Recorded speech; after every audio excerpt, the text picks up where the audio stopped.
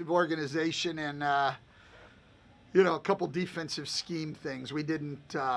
We had a lot of guys, missing. Steven didn't practice. Brandon didn't practice. We had some other guys limited in what they could do in practice. So, how much we got accomplished, I don't really know, to be honest, Christian. And I know you guys said yesterday, BI is out against the Sixers. Do you know yet about Steven? No, we do not. Hey, Stan. I guess just more of I guess some of the limited guys were any of those.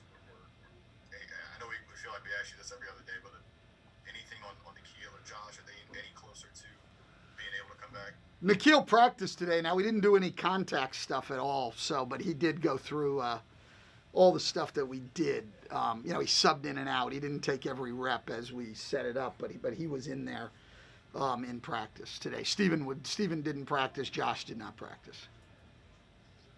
Hey, Stan, when you look at this and you're a game and a half out, it felt like some of those losses, the Spurs lost, the Nuggets lost, the Warriors all felt a little backbreaking, and you wind up in a position where you're right in the hunt of this thing.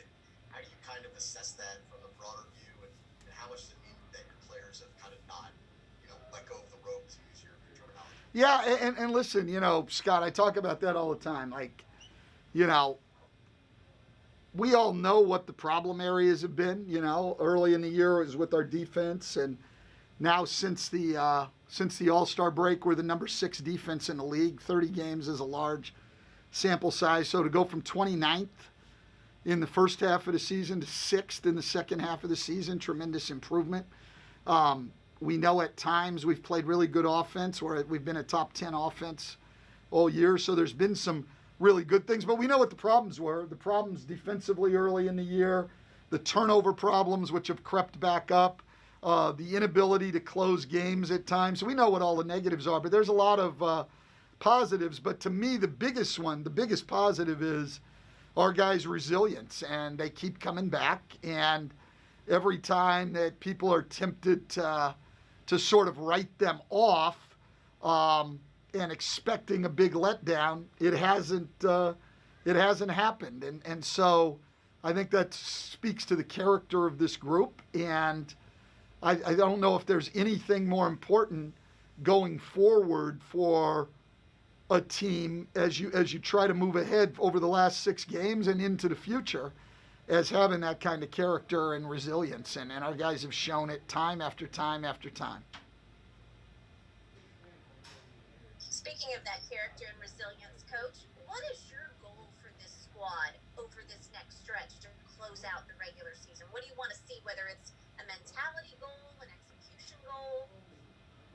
Well, Jen, we talked about it last game. I think I mentioned it to you guys afterwards. I mean, our theme sort of over these last 2 weeks is we just want to play winning basketball, and we've defined that in a lot of ways, Winning teams take care of the ball. Winning teams get back on defense. Winning teams defend, and they make physical plays. They take charges. They dive on loose balls. They block people out. And winning teams set screens and, move the ball to get good shots. Like, whether the ball goes in or not, and whether the other team makes shots or not, there's things you don't have control over. So we're not defining winning basketball in terms of the result or the record. We want to play and do the things, focus on the things that win games. And over the long haul, if you do that enough, then it all takes care of itself. And so that's where we want to focus. I thought we did a lot better job on Tuesday than we did on Monday. On Monday, we had a lot of defensive breakdowns, gave up layups, we turned the ball over. We did not play winning basketball. On Tuesday night, I thought we played winning basketball, and we still, didn't shoot the ball great or any of that, but we did those things that we talked about. And so that's what we want over these last 2 weeks. Play winning basketball and let the score take care of itself.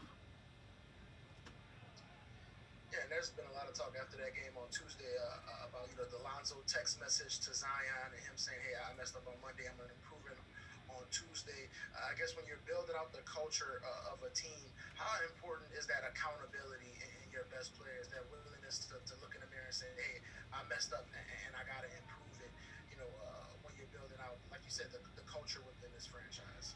Yeah, well, it's extremely important, and I think guys have certainly been willing to be accountable. The next step, and we've said it, so I'm not saying anything that they don't know. We've said it to them is, our three best players have got to take that same level of responsibility and accountability on the defensive end of the floor that they feel on the offensive end of the floor. And they don't need to stand up. Everybody thinks about leadership as, who's the guy in there that's going to be, giving the speeches and all of that. No. Your teammates need to look out on the floor and see your commitment to winning based on how you're willing to do the hard things, defend, run back, block out, get loose balls, all of that stuff. That's how you lead a team. And I know those three guys are all really young, but that's the kind of leadership we want to see from them, is taking that kind of accountability and responsibility on the defensive end of the floor.